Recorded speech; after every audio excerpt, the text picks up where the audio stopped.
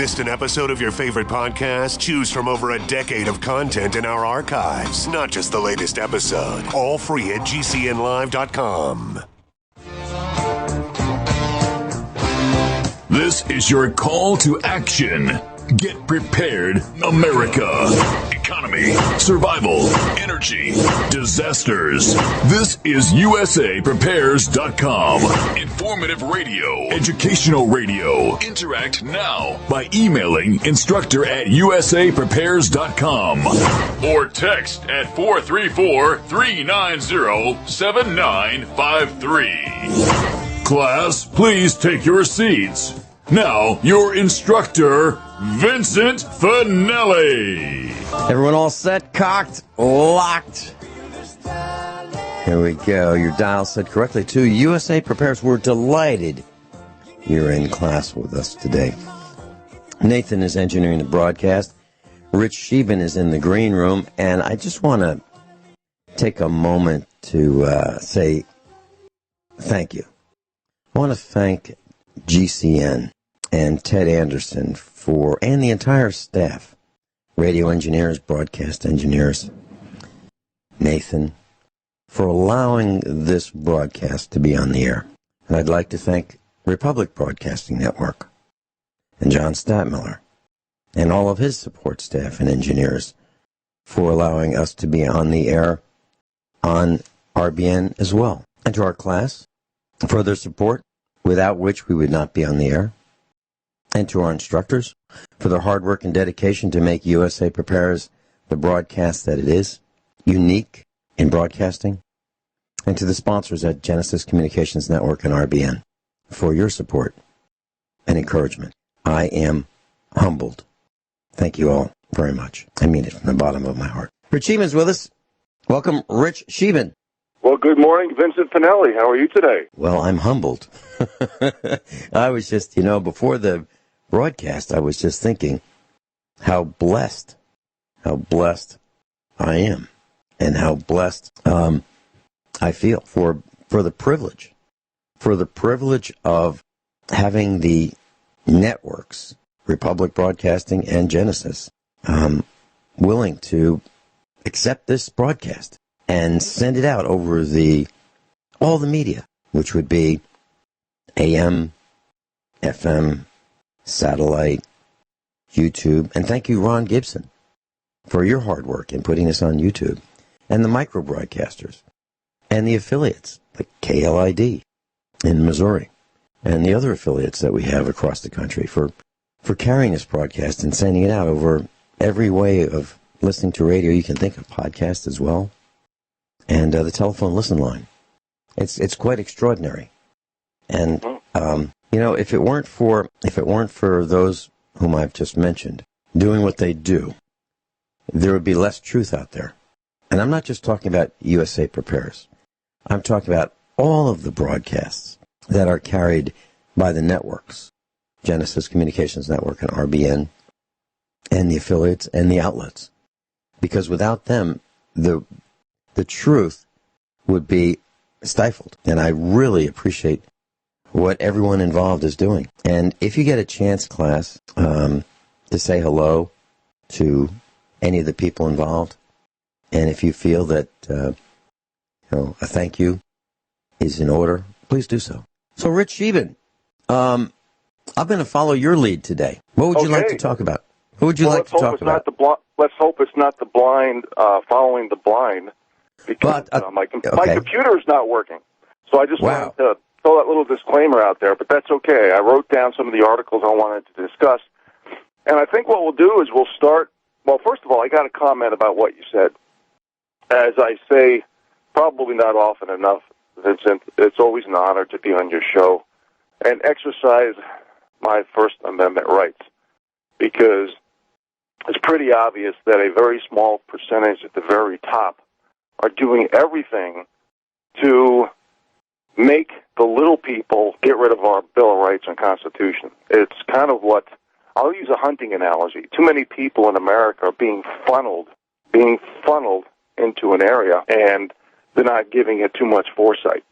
And they're not thinking about all the millions of Americans who gave up their life for our Bill of Rights and the Constitutions of free speech. speech, our ability to protect ourselves. And this is one of the reasons I talk about practice what you preach laws all the time. Because how can you stand by?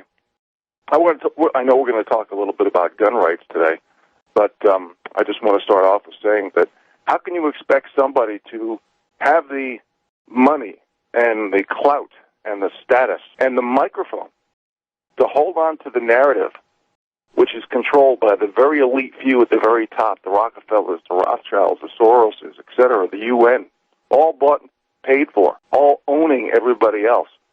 And you're allowing, and some people out there actually have the audacity to say that some people can hire security agents who carry guns, often with taxpayer dollars, to protect their butts when we can't even do the same. And that, to me, is mind-blowing. And I know I've read this on the air, but I'm going to do this again. I'm paraphrasing Illinois Democrat Rep. Danny Davis. He says it's acceptable for only wealthy individuals having access to firearms if a 50% Fed tax on all guns and ammo becomes law, basically saying the aristocracy can manage the serfs with their guns, and this is why we need practice what you preach laws. And this is why, I mean, it's unbelievable that they can't stop illegal drugs, they can't stop pedophilia, which is, outside of murder, is probably the worst crime in the world. And yet they think they're going to stop illegal guns. All they're going to do is stop law-abiding citizens who want to obey the law, which is our Bill of Rights and constitutions. And this is why all these Hollywood so-called humanity narratives are all fear, because they go out and they blast people with guns all over the place, or they hire security guards with guns all over the place. I don't think anybody has ever been to one of their Oscars or federal court buildings or anything. I mean, they can hold off countries for like days with the armed security that they have for themselves.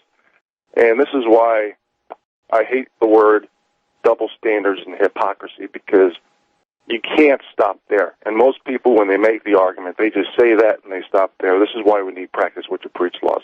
But Vince, we'll talk more about guns later in the show. What I want to do is just start the show out with a little satire because of what I heard on the news. I wrote it down. Of course, I'm paraphrasing. It says the FTC is looking into regulating Facebook. Well, that's about as funny as I've heard in probably about 4 hours. It's like the SEC protecting the people from the fraudsters and the banksters. It's like the FDA protecting the people from big pharma. It just doesn't happen. And this is why we have the new media, folks. We have the new media to make people realize how we're being distracted, dumbed down, and divided by the elite.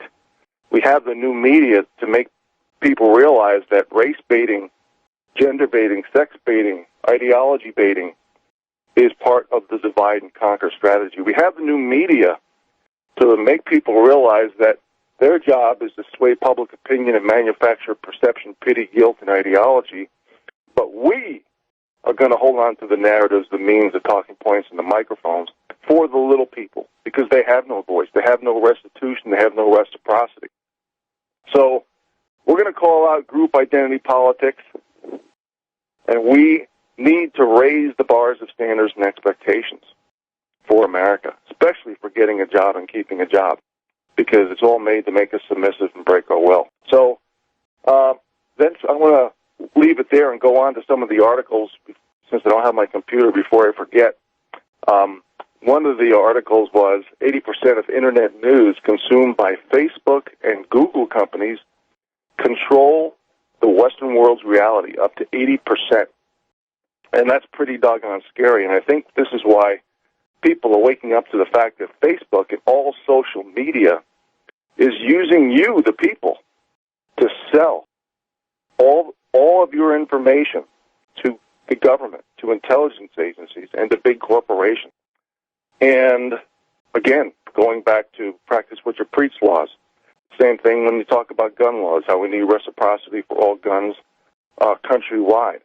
We need to have the same rules, laws, accountability for everybody. We do not. The elite will use these big corporate oligarchies and big government against the people, to mine information, to find out our weaknesses, to blackmail us, to bribe us, to intimidate and threaten the people. And people need to be aware of this. When we lower the bars of standards and expectations, especially for the elite, especially for getting a job and keeping a job, like working, what we do is we make everything corrupt. Look at the stock market. I mean, it's absolutely, totally fake and phony. I mean, all these companies who are taking out new debt for share buybacks, dividends to the super wealthy because 1% of the people owns 83% of the stock, 10% own 96% of the stock, executive cash in the form of stock options, acquisitions and mergers for the purpose of consolidation and firing people and adding robotics, automation, artificial intelligence to take our jobs. There's no accountability or transparency for the elite who want to hold on to the microphone, who want to hold on to the narrative. And we got to stop. When we say Democrat or left or globalist, that basically is equivalent to no middle class. And when you look at the numbers, when you look at the debt loads, when you look at credit collapsing, when you look at everything that makes our country great, we're losing so much ground from the bottom 93%. And we're being run by these fascists and globalists. And we'll talk more about that after the break, Vince. Rich Sheben's with us, offgridmontana.com, offgridmontana.com. We'll be right back. Rich Sheben's with us, and I'd love to hear the rest of the story, Rich. Please continue. Well, sure, Vince, but I would love to get your opinion on the fact that the very scary article that came out where 80% of Internet news is consumed by Facebook and Google, and now that people are waking up to the fact that Facebook and all social media is selling our data to government, to intelligence agencies, probably foreign governments, and big corporations to take advantage of us, whether it be commerce or to or blackmail or whatever it is. I think that's very scary. Last night, Vince, we talked privately, and I asked you a question, and you said, we need to talk about that in the air, so I'm going to ask you that question. You know, and it could be from a man's perspective, it could be from an American's perspective, but what is the most important thing to you? And remember, I ran through a bunch of examples. Some men think it's how much money you make, or how many girls you've had, or how long you've been married, or being a bachelor, or the number of interests and hobbies they have. You know, there's so many different criteria that you can put down because everybody's different. But you said something very obvious. And do you remember what you said? Sure. Yeah, you mean? Well, I can tell you what the most important things are in my life, and not in any particular order, but they are health, family, close friends, and the freedom to live my life as I see fit. Those are the most important to me. Mm-hmm. And do you want me to talk about my high school reunion and how that fits in? Oh, that was a great example. That was a great example. Absolutely. Okay.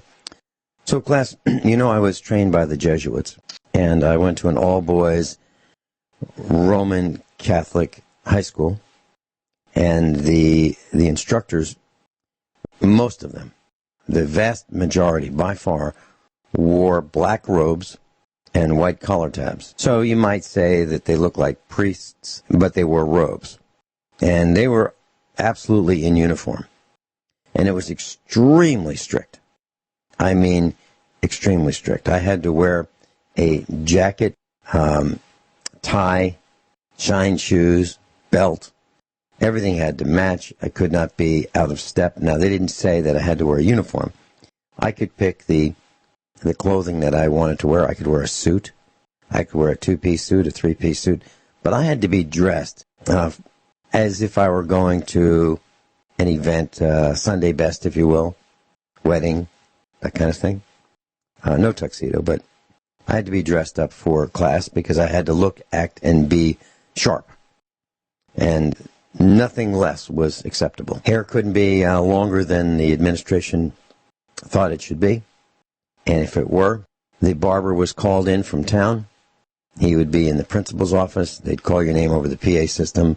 You go into the principal's office, and you'd sit in the waiting chairs, and then one by one you'd be escorted into the inner office of the principal, and that's where the barber would be, and you would get the haircut of his choice.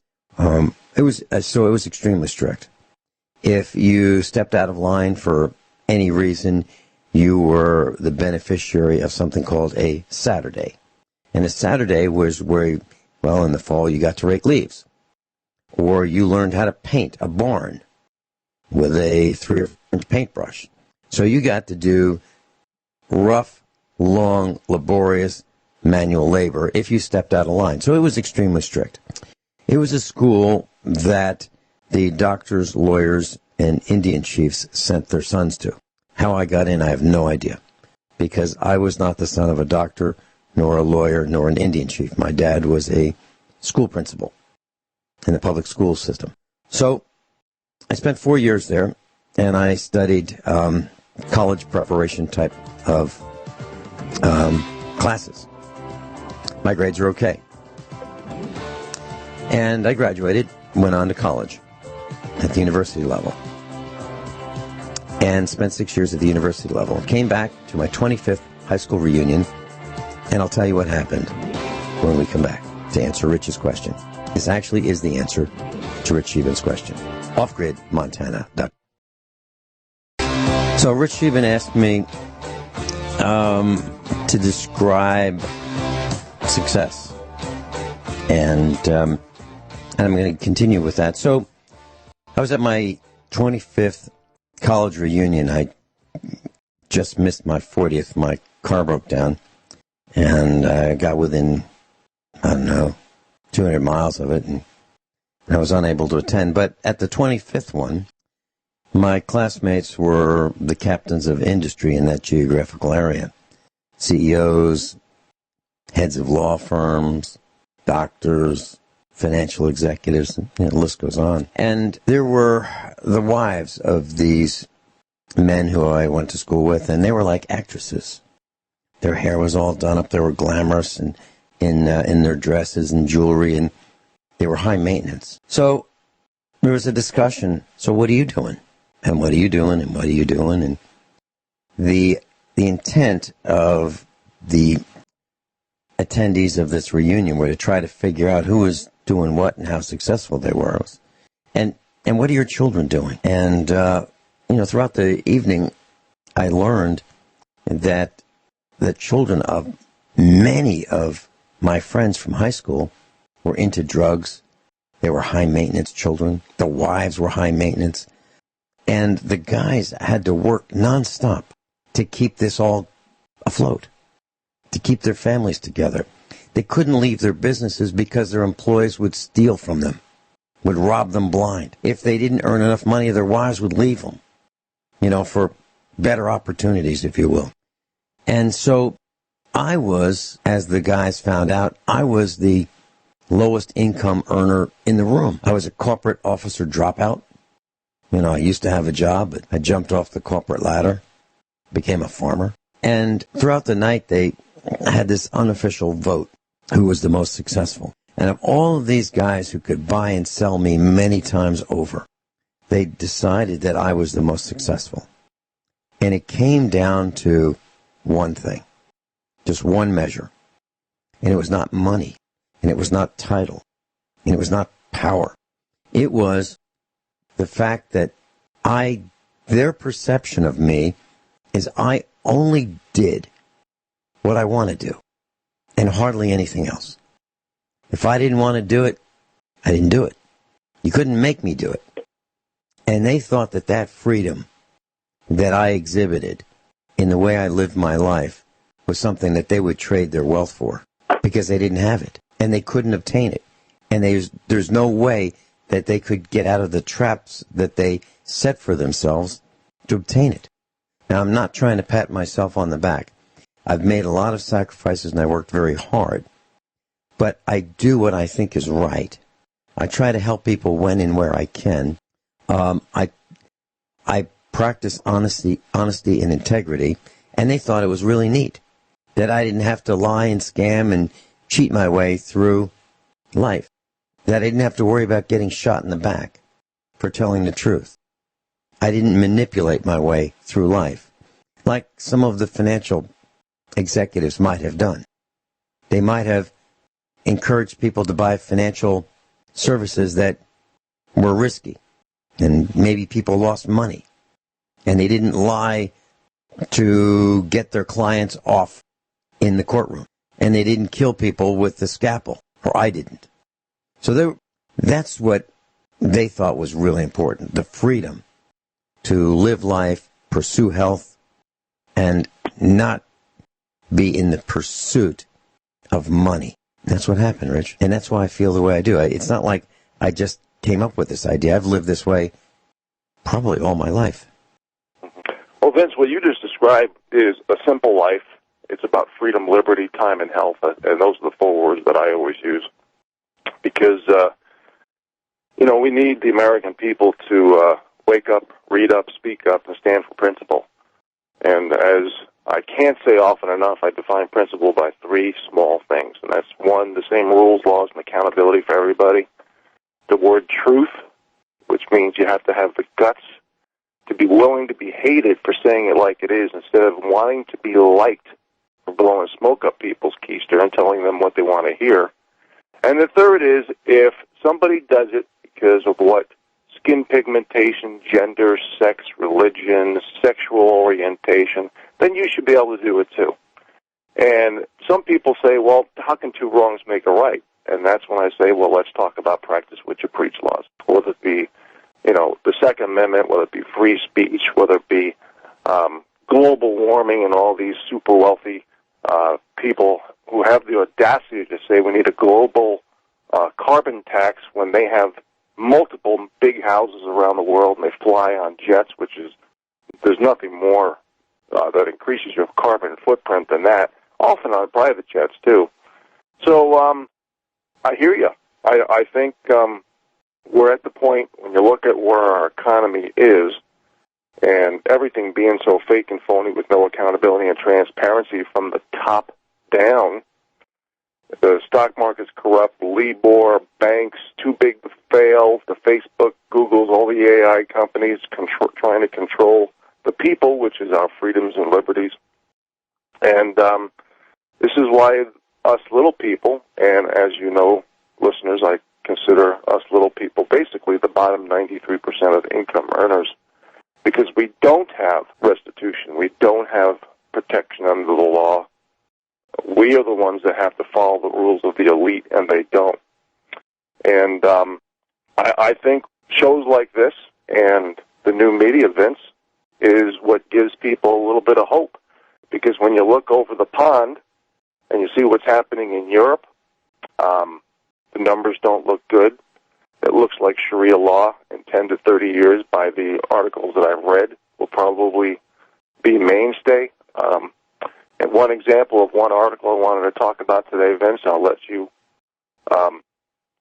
get your opinion on this, but the UK police are now taking days to respond to emergency calls, and their priority is hate crimes done through social media, whether it be an implication or something blunt, even subliminal, and people are being arrested and fined. So, Vince, remind the people, when you talk about top-down corruption, when you talk about socialism, communism, fascism, authoritarianism, tyranny, dictatorships, whether you look at today's Venezuela or Stalin, Hitler, Mao, Pol Pot, on how they took the guns, how they took the speech. And we have it in our law with our Bill of Rights and Constitution. It's pretty doggone scary when you look just a few years in the future, 2 years in the future, and you see how Europe is ahead of us and where we might be going if the American people don't wake up, read up, speak up, and stand for principle. So what are your thoughts, Vincent? Well, I was thinking, you mentioned the United Kingdom, and the way I see it, the United Kingdom is a microcosm. It is a smaller number of people in a smaller geographic area where social experiments can easily be carried out. So I think what is happening, and I've seen this over the years, and I've said this, that if they want to test something, that's a great place to test it. So we removed guns from England. How's it working? Not too well. Have they installed more cameras and more spying and more video surveillance in England than any place else? Yeah, they have. How well is that working? Well, I don't think it's working too well because I don't like the oppression. So as far as the UK, the spying is out of control. As far as if you've ever seen the images of the guns that were confiscated by the government in the UK, it's unbelievable. They took the finest weapons known to man. I'm talking about target rifles, 22 caliber target pistols, target rifles. Fine pieces of craftsmanship. Some of the best in the world. And they grabbed them with these junkyard magnets. They can pick up a car with these electromagnets. They picked them up and they crushed them. That's what they did. If you look at the United Kingdom and you look at what they're doing with automobiles, they've encouraged people to buy diesels. The government of the UK, England, encouraged people to buy diesels because they use less fuel, more efficient, less pollution. Then they changed their mind. And they said, oh, these things are out of control, they pollute, and now if you want to drive in certain cities, you're going to have to pay an extra fee to be able to go into certain cities because you have a diesel. Then they're talking about more fuel taxes. And then they're talking about license plate taxes, which are higher because of the amount of pollution that they say they produce. Now, they make it seem like gas-powered vehicles don't pollute, which is nonsense. Now, diesels, there's an advantage to these smelly diesels. And I drive some, and we have a lot of diesel equipment here at the farm. We could not operate without diesel-powered equipment. There's no solution. There is no electric-powered tractor that I know of that can do the kind of work that we needed to do. It doesn't have enough storage capacity to operate all day. It doesn't have the torque to run a mid-sized baler. It doesn't have the torque to run a hay mower. It just doesn't do it. So, and gasoline, you use way more gasoline in a tractor than in diesel, and they don't produce as much torque. So there's no solution that works. And diesels, that black sooty smoke, falls to the ground much, much faster. It doesn't stay airborne for months. It only stays airborne for hours or a day or two. Not like gas power. It stays in the air for months. We'll be right back. Rich Sheben's with us, and we're talking about England as the test bed, the test ground for illegal spying, gun confiscation, control, oppression. We're talking about diesel cars and how the government of England encouraged the purchase of these diesel vehicles, and then they changed their mind. Governments don't get anything right. They absolutely don't get anything right. Rich, back to you. Okay. I think what you, if I had to sum it up in a short sentence, what you were discussing regarding diesel and a couple of examples you just mentioned, I would say that most things, if not everything, is an illusionary propaganda by the powers that be in the context of compromising commerce. So the little guy has to pay more. And that's why the powers that be don't like self-sufficiency, don't like people growing their own gardens, don't like people living off-grid, and want to continue to distract them down and divide the American people by groups and not teach them any skill sets where today's youth are being taught to push buttons, manage paper, and be politically correct. Of course, I went beyond the one sentence. And so, anyway, I think that's where we're at right now. And, when you look at illusion and propaganda, we can just look at our economy. I want to talk about that for a little bit, Vince. How many articles do you read in so many places like Zero Hedge? I mean, I read 50 different people on economy, and, I probably read this sentence at least 10 times per day, but this time it's different. Sometimes it's meant to be tongue-in-cheek. But when you look at the fact that every book is cooked with this fascism system we have, subsidies and grants and special interest groups and lobbyists, PACs, things have never been more corrupt than they are today, and that's why I talk about how our judges and lawyers and bankers and politicians, federal alphabet agencies, some law enforcement agencies are unfortunately bought and paid for. And you look at the bankruptcies, the defaults, the margin calls, the derivatives. It's mortgages. A lot of people aren't paying mortgages anymore. We're heading towards a debt deflation. Basically, for the bottom 93%, it's a hybrid stagflation. And we're going to have more and more cost shifting occurring rapidly as more people go into defaults. And when we talk about economy, I don't do this enough, but we always need to remind the people that when they look at growth or GDP or however they decide to mention it, because most of those books are cooked, 70% of America's growth is done through consumption. Now, when you have a falling savings rate, a falling home ownership rate, you got to look at what really boosts economic activity. Now, a lot of the numbers, the stock market is absolutely bought and paid for, fake and phony. You look at the boost in economic activity, a lot of the economic boosts over the past few months have been things like hurricanes and floods and mudslides and wildfires. These aren't signs of prosperity or a growing economy. These are basically necessary survival costs, especially for the bottom 93% because they lost everything. Now, most people, when they shop in America, they put things on credit, like on their credit cards. Well, now they're going to have to start to pay it off. And that's when margin calls come in, and that's when people have to start selling, everything but their pets in order to pay these bills, and that's when you have the debt deflation that's occurring. So the bottom 93% of Americans, from what I look at, the numbers, we are in a recession, or what I specifically call a hybrid stagflation, where the economy is not growing, is not doing well, wage increasing is only for the very few at the top, savings rate are declining, people are going into more debt, and it's basically a stagflation, put in simplistic terms, for the bottom 93% is the worst of inflation and the worst of deflation.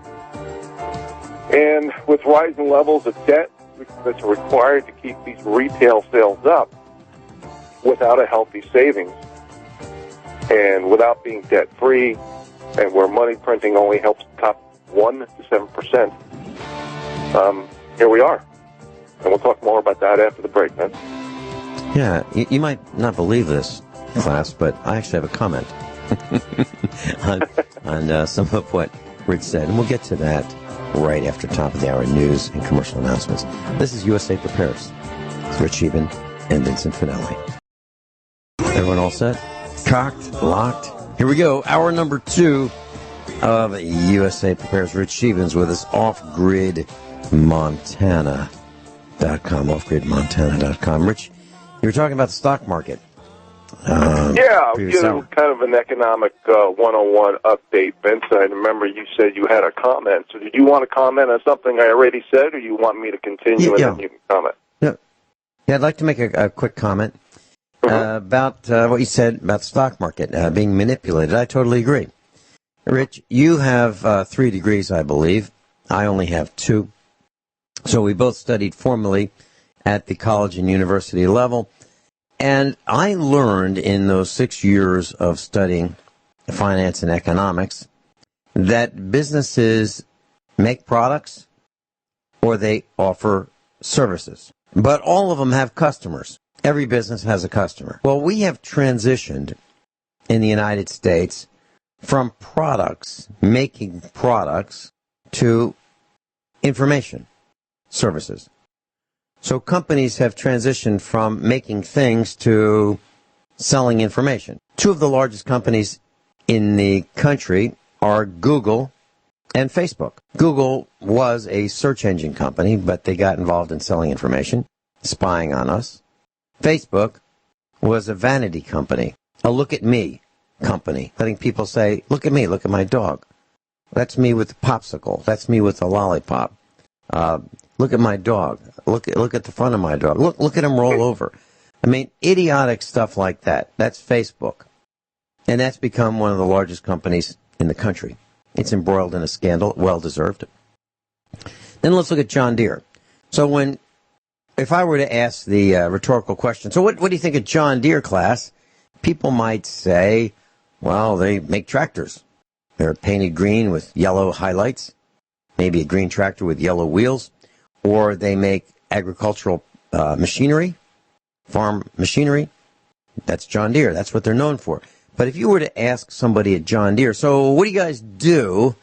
They would say, well, you probably think we're an iron company. We make things out of iron and steel. Well, no, that's not what we do. We are an information company. John Deere has transitioned in their minds to an information company. So if you have a tractor, a current model John Deere tractor, and something fails, I'm talking about a large tractor. I'm not talking about a lawnmower. I'm talking about a large tractor, agricultural equipment. It can communicate with John Deere and say, hey, I've got this problem. Can you send a service technician out to this location, because I know where I am, and get me fixed up? That's what John Deere envisions them as. So we have lost our way, and we've said, heck, why do we have to make it? Let's let China make it. We don't need to make those things. Bill and Hillary Clinton were involved in the transition of moving our jobs to China. At the same time, they are saying we're creating jobs. Nonsense. They have sold us out. So we have lost our way. We have lost the American dream.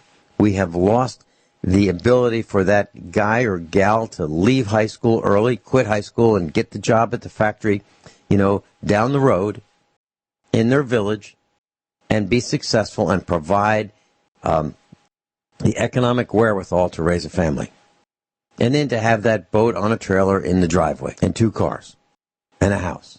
We've lost that because we've shifted those manufacturing jobs to Mexico, China, Bangladesh. And some of the products... Yesterday, I worked on a Kia, an automobile, K-I-A. I got to tell you, it's an Asian automobile. It's the first one I've ever seen up close. I mean, I've seen them next to me, as I travel. But this was the first one I got under. Raised the hood, put it up on a lift, got under it. That thing is as thin as they could make it. You take your thumb and you push on the sheet metal and it bends in easily. I got to hand it to our Asian friends. They have been able to lighten the load that the engine has to support in transporting that vehicle around. They have eliminated steel everywhere they could.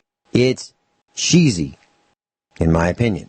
And so another lie is they do these crash statistics and they say, well, this one holds up better in a crash. Well, what is that crash? That crash is they drive it into an unmovable object, like a brick wall. And so it's the car crashing by itself. And then they report on how well it survived. Well, I'll tell you what, you take that 2,500-pound Kia or whatever it weighs, and you crashed it into our Dodge Cummins turbo diesel, 3/4-ton pickup truck, there's only going to be one survivor, and that's the Dodge. So when I look at these people who read these reports, this misleading information, false information, bogus information, like these crash statistics, I can't believe it. I just can't believe it. If you look at a baseball batter, guy gets up at bat, he picks the bat that's going to give him the most kinetic energy to connect with that ball, to hit the ball the farthest. He's not going to say, I'll tell you what, you got any bats made by Kia? He's going to look for a bat made by Mack Truck, right? He's going to look for a bat made by Terex, that great big earth-moving company. He wants a lot of kinetic energy to hit that ball. And when you look at a football team, do they say, wait a minute, hold it, we got too many big guys on the team? You got any guys that weigh like 100 pounds? We want to swap out some of our lineup for maybe 500-pounders. It's about mass. It's about kinetic energy. And we have lost our way. And what has happened to business? Ross Perot said there would be a giant sucking sound coming from Mexico. Yeah, it's happened. We've lost our jobs to Mexico. Now I look for products that are made in Mexico because I think they're better than some of the products that are made elsewhere. It used to be that the best products were made in the United States. The best. And if you looked at in the 1950s and 1960s at a Japanese product, if it said make in Japan on the bottom, you go, this is garbage. As a matter of fact, we even had an expression. And that expression was it's made in Japan, which was synonymous for junk. You think I'm kidding? Ask some of the senior citizens what made in Japan means. Made in Japan, =junk, when I'm talking about the 1950s and the 1960s. You could buy a General Electric radio, a Zenith radio, an RCA radio, tube-powered radio. You could plug it in, it would work for years. You buy one from Made in Japan, and it would last a week. The USA one was $20. The Japanese one was $10. But people learned very quickly that a drill bit made in Japan would last one hole. Not in steel, because they couldn't drill through steel with a Japanese drill bit. You could drill through wood, and then it would be shot. Japanese clamps. If you were a woodworker and you bought Japanese clamps and you tightened them enough to do the woodworking with glue, they'd crack and break. Not the American ones. But they painted them up and they made them look great. Just like that Kia. It looks great. But when you're underneath it, you go, wow, I can't believe this thing made it here. I hope it makes it out of here. That's just my opinion. Mm-hmm. Rich, please continue. Yeah. Well, it all starts from lowering the bars of standards and expectations for getting a job and keeping a job. That was, this has happened over the last 4 decades in mass. What some people call affirmative action and quotas. There's so many different names that they try to disguise it. But this is why they don't like the word group identity politics. They don't like the word group. They want to call it identity politics to mask what they've done to lower the bars of standards and expectations. Because that's how you destroy America from within, by rewarding mediocrity. It turns our country, which was the best in the world, into the law of diminishing returns. So opportunity, knowledge, ingenuity, productivity, innovation is going to be only available for the top very few. And one example I give often on the air is the fact that when you talk about QE, or quantitative easing, which is still doing, not just buying stocks, but buying bonds, not just our Fed, but other central banks from around the world, like Switzerland, who's been buying hundreds of billions of our stocks and bonds. Now, this is just to keep this illusion afloat. And this is why I try to say, probably not often enough, that Trump inherited sabotage and demolition. Whether you like him or not, we have so many headwinds for economic growth and prosperity for the people. Demographics, debt, credit, pensions, the valuations, the future rates of growth just doesn't look good when you have corporate, household, and government debt and promises at the level they're at. With corrupt monetary policies from the central banks, Keynesian economics, group identity politics. When you look around the world, central banks now own almost half of the global GDP. So in other words, free markets, supply and demand isn't even an issue. It's all theater. It's all illusion. When economies are controlled by non-elected people, like the EU, it's basically creating a caste system, protecting the status quo. And this is why America, we got to forget about this left-right paradigm. Because whether you blame our loss of jobs on people coming through the Mexican border or companies being shipped abroad, it's all that. But what's really going to destroy the American worker, the bottom 93% for achieving any prosperity, and that's robotics, automation, and artificial intelligence. The technocracy is using us to surveil us, to censor us. And the people aren't getting the information, like I mentioned earlier in the show. If 80% of the people are getting their news and information off of Google and Facebook, that's not good information. That's propaganda information. That's Hegelian dialectic information. When you have a people where the two words they talk about is solvency and liquidity, because they're so broke, this is all. We have to think of Plan Bs, and that's why we're on the air. We'll talk more about that after the break, Vince. Glass, I have a Facebook account, and I only use Facebook for one purpose. The purpose is that I list who's going to be on the air that day and what we plan on talking about. Today I did something that I don't do normally.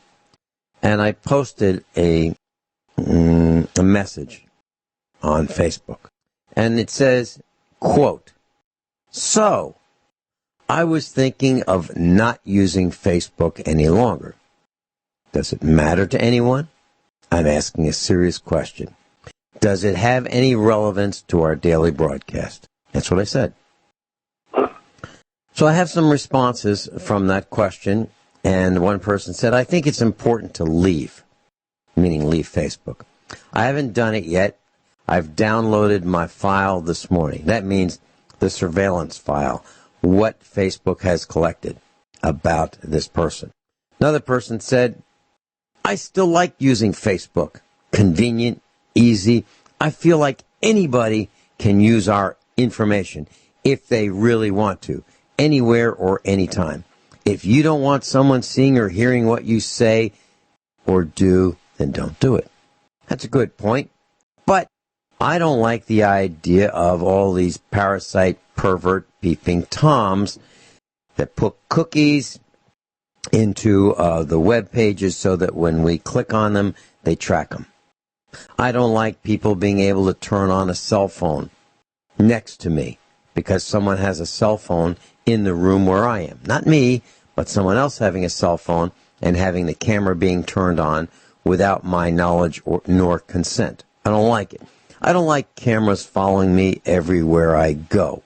I don't like the license plate scanners. I don't like the tracking that is done with credit cards. And I don't like the degree of surveillance by the government corporation and other corporations. So, to the people in Facebook, I'm trying to give a message that my Facebook account may disappear at any point in time. Now, if we lose class members as a result of it, I'm sorry.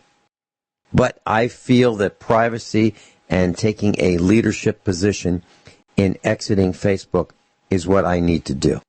So, what I will do is, when possible, I will post on USA Prepares what we're going to be talking about, who's going to be on with me, and those kinds of things, or who's going to be, hosting, that kind of thing. But it really bothers me that people are saying, well, if you don't like being spied on, then just don't do it. I don't like being spied on, period. I don't like the fact that a credit card bank is tracking my every purchase. Who, what, when, where, why, and how. I don't like it. I like the idea of cash because it's anonymous. And then the other team would say, well, you obviously are doing something that's illegal, immoral, or otherwise you don't want people to know what you're doing. Right. I don't want people to know what I'm doing. It's none of their business. And when somebody calls me at home and says, "So what are you doing?" None of your business what I'm doing. And who is this anyway? I'm annoyed. I'm annoyed that my every move is being tracked. That's why I moved out in the middle of nowhere, because I don't want to be tracked. Not that I'm doing anything illegal, immoral, or wrong. It's just nobody's business. On Friday, I'm going to do a special broadcast. I talked about Rich about it last night. I'm going to do a special broadcast on what happened to older cars, where they went. I finally connected the dots this weekend. I literally did. I was working on an older vehicle, a 1994 vehicle, 24 years old, and I figured out what happened to the older vehicles. Special broadcast about a huge, huge scandal. How huge? I believe it affected every man, woman, and child in the United States at one point in time. Anyone who is, let's say, 40 years old or older. Every one of us. We'll be right back. And Rich Scheben is going to be continuing the discussion. Rich Scheben's with us. And we've had some rants today. Rich, when I call you at your home, I believe almost always the words that I first say is, "Hey, Rich, this is Vincent. Do you have a minute, or is this a bad time?" Which is not what most people, that when you call, you say the same kind of thing. But when a lot of people use their cell phones, that's not what happens. They say, "Where are you?" Or "What are you doing?" Tell me I'm wrong. Tell me I'm wrong. And I hear it all the time. They don't say, "Hey, this is Vincent. Would you be so kind as to tell me what you're doing right now?" I mean, really, think about that. How did we get to the point where we are so rude? Even if I were to be extremely polite. "Hi, Mr. Scheben. This is Vincent Finelli. I'm calling from Missouri. Would you mind telling me what you're doing right now?" I just don't know how we got to this point. But it's not even that. It's like, "What are you doing?" That's the first few words that a person hears when they answer the cell phone. Or, "Where are you?" What do you mean, where am I? Who is this? I can't stand it. I can't stand it. So, if you look at where we've gone, we've been so stupid that I have to be careful. Other people have been so stupid that they allow this. And for people to say, "Well, I'm not doing anything wrong, so it's okay." If they want to listen to in on me, if I'm in the bedroom or in the bathroom or in the shower or I'm buying something, if they want to do, that's okay. It's okay if they listen in. It's okay if they track my every move. Have those people lost their minds? I like the idea of being able to go into an antique store, if I choose to do that, without the credit card company saying, "Hey, at 2:07 on Friday the 18th, you were at this antique store, and you bought a whatever." I don't think it's any of their business what I do. And for someone to say, "Well, it's okay, you're just an antique store, you've got nothing to hide, so what's the problem?" The problem is they're invading my space. They're a bunch of peeping Toms. They're looking over the fence, as it were, at the girls in bikinis, and they're taking camera shots and videos, and they're recording them. That's the equivalent of what these spying perverts have done. And class, you have not come to the point where you're screaming about it. Okay, so 800,000 people, allegedly, young people, have protested in Washington, D.C.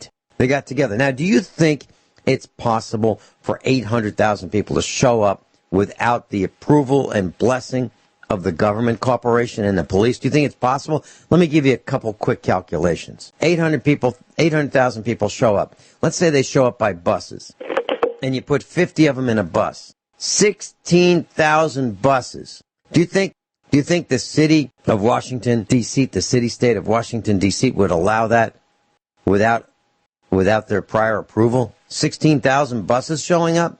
Okay, let's make it a different visualization. So each one of these 800,000 people has 3 hamburgers. Now, they probably had breakfast, they probably had lunch, and they probably had dinner. But let's just convert it to a very simple, basic meal.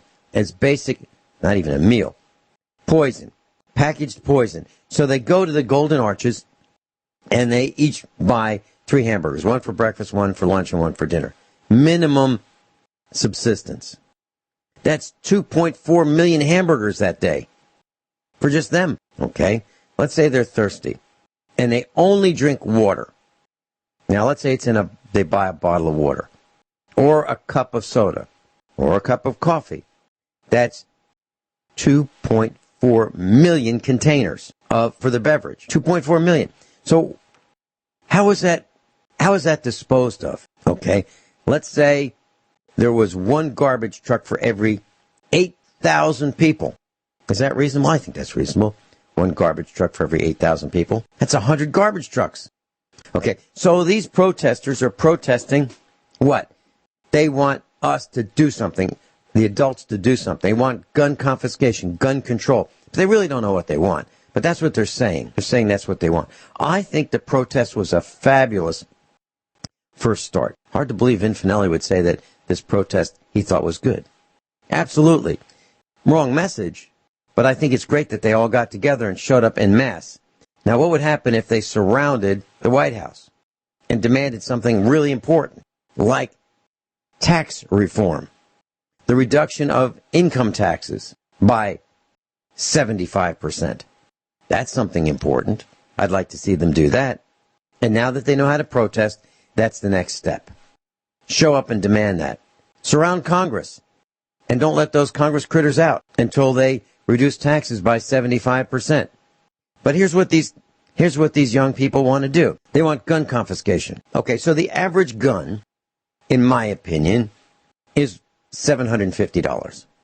Whether it be a Glock or a Springfield Armory or a Smith & Wesson, whether it be new or used, an AR, an AK, a .22 target rifle, average value, in my opinion, is going to be about $750. If a typical enthusiast has 10 of them, rifle, pistol, shotgun, a collection, that's $7,500 at $750 apiece. So these youngsters want to confiscate or tax or remove or have our guns stolen by the government corporation at the average of $7,500 for each one of us who collects or owns guns. I object to that. Now, 17 people were killed in the latest school shooting. But in 2017, over 1,100 people were killed by the cops. So let's have police reform. Let's confiscate police. Yeah, right. Confiscate police. Let's put them in jail. Let's remove them from society. Let's strip them of their uniforms, badges, and shields that protect them from prosecution. How about that? You think I'm kidding? I'm not. I'm outraged that these young people are requesting that my personal property be confiscated because they think that removing guns from people who could protect them is a good idea. What a bunch of bozos. I was asked when I walked into a farm supply, Vincent, why do you carry a gun? I said, it's my duty. It's my duty to carry a gun. And by the way, if something bad happens here, Judy, I can do something about it. But if I'm not here, I can't help you. You're on your own. Vince, may I say something? Sure. Okay. A great thing to really march about would be that all universities who are against free speech should have taxpayer dollars and grants eliminated. Now, as far as gun control, all you got to do is say 98% of mass shootings occur in gun-free zones and sanctuary cities. That one truthful statement says it all.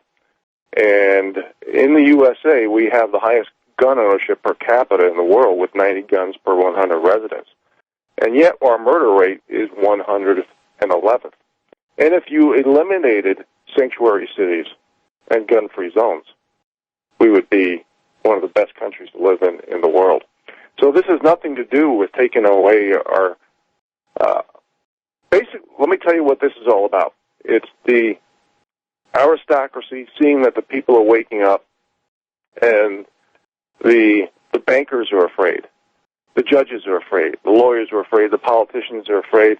All the people who sold us out are afraid, and especially the people at the very top, and they're doing everything to basically neuter the people for standing up for their lawful rights, which is the Constitution, the Bill of Rights. And, you said quite a few things here.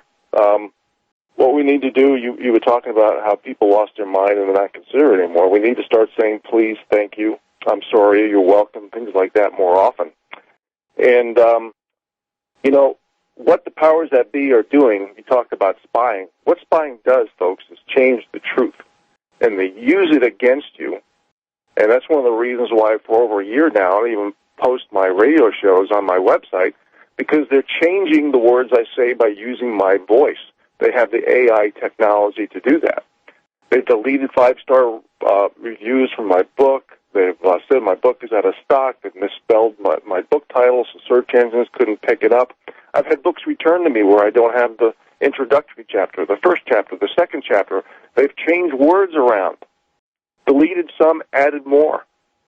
It's all about taking reality and changing it for the benefit of carrying their agenda and narrative. It's we are letting the elite poison us against ourselves.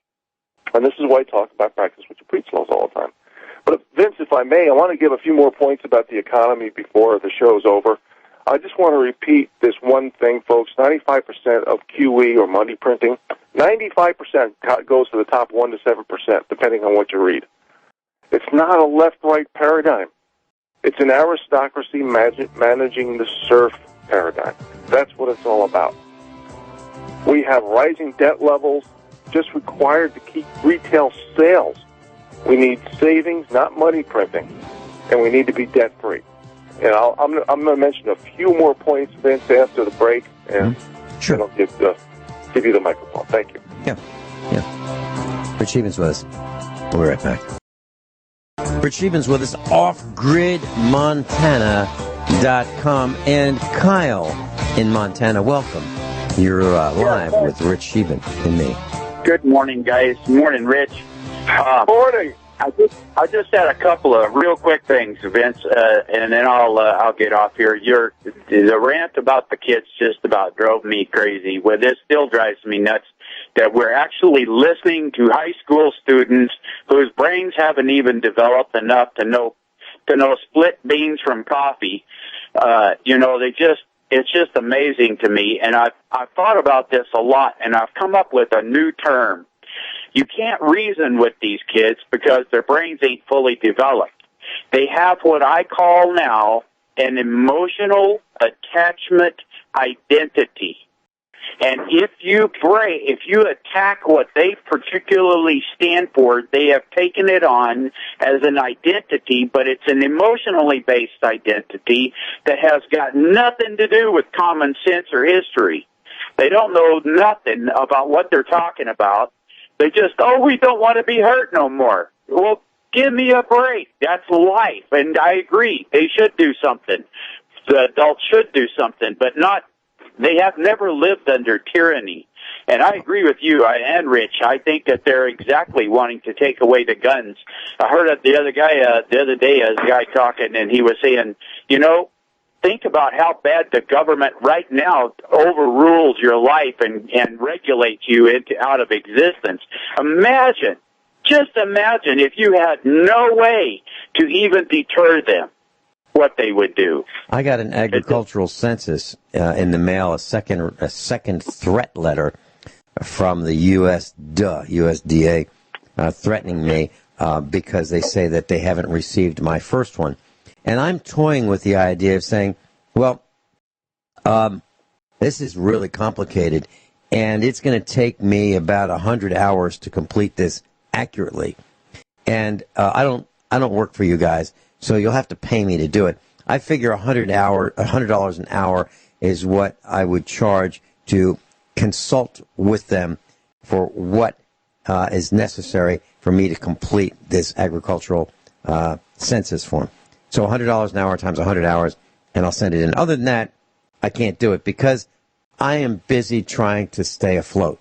I don't need their make-work stuff invading my privacy. How many chickens, what kind of chickens, how many different plants of grass, of which they have 99 different plants that they want me to identify on this agricultural census. How many tractors, how many are below 40 horsepower, how many are above 40 horsepower, what kind of fuels, how many Mexicans, it's who makes the decisions, and what percentage do the members of this enterprise make decisions? Have they made decisions last year, this year? Who's going to make the decisions? Who is in charge? It's on and on and on. This survey, it's not a survey. It's an interrogation, and I object to it. Wow. And the head of the USDA ought to be removed from office without compensation, without pension, without any lifetime anything. Needs to be thrown out. On one final note, I have something I haven't done myself yet, but I've been going to do it sometime here in the next few days. People were all mad about this omnibus bill that got passed. There's a guy on YouTube that explains a lot of this stuff, and according to a friend of mine who did listen to it, he said he explains it really well, and it's called, the guy's name is Isaac Green, and it's called Embracing the Omnibus Bill. So I don't know that much about it, Vince, but I know you can pull it up pretty quick, you and Rich, but I'm gonna, and I will too, for very long. But it's on YouTube. And Kyle, let me tell you something real quick because we only have a few seconds left. Basically, from what I understand, he's going to use the military to build the wall. I don't know what's going to happen. I think it's in a rumor stage.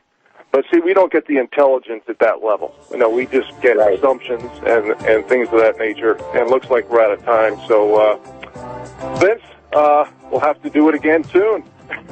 Yeah, we can. Yes. Okay. Hey, by the way, Kyle, did you check your schedule for Friday? I will be there. I can be on Friday. Yep. Okay. Friday, special broadcast with Kyle. He was a, what would you say, shop foreman for a dealership? I was. Yep. And we're going to expose the greatest scandal that ever hit the automobile industry. No one has talked about it. People say no one's talked about it, but no one has talked about this. We've connected the dots, and Kyle agrees with what I've uncovered. We're going to share that with you on Friday. Rich Scheben, thank you so much for being with us.